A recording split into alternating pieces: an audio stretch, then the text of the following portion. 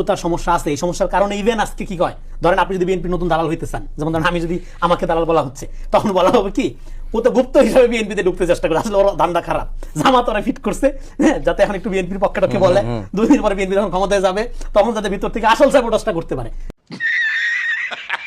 ফলে আপনি ট্রাস্ট, যেটা একটু আগে শুরু করলাম, সমাজে ট্রাস্টের সম্পর্ক আপনি ভেঙে দিচ্ছেন। ট্রাস্টের সম্পর্ক ভেঙে দিলে কি হবে? ট্রান্সপারেন্সি আসবে না। জামাত যে ধরেন সকালে 100 কদম আগায়, বিকালে যে 200 কদম পিছায়, তার কারণ কি? কারণ হলো হাইপ ভিত্তিক। এই যে গান একটা বানাইছে, এটা বলে শেষ করি, গানের মধ্যে কথাবার্তা কি দেখছেন আপনি? পাশা, খেলা, দানা, দাইন, এগুলো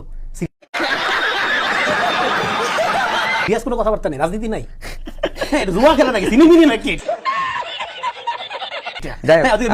বিএনপির গানটা অত ভালো হয়েছে তা না, মিউজিক বেশি, আমি গানও তো ভালো বুঝি না, তারপরে সেখানে আছে, সেখানে একটা কথা ভালোই লাগলো, সেটা হলো যে এত জোর জুলুমের দিন শেষ, সবার আগে বাংলাদেশ। হ্যাঁ, আর এর মধ্যে আছে কি পাশা, দাইন, খেলা, কি উল্টাই গেছে, কোন লেভেলে খেলা চলে, খেলাধুলার মধ্যে কেন রাজনীতি? খেলাধুলা নাকি?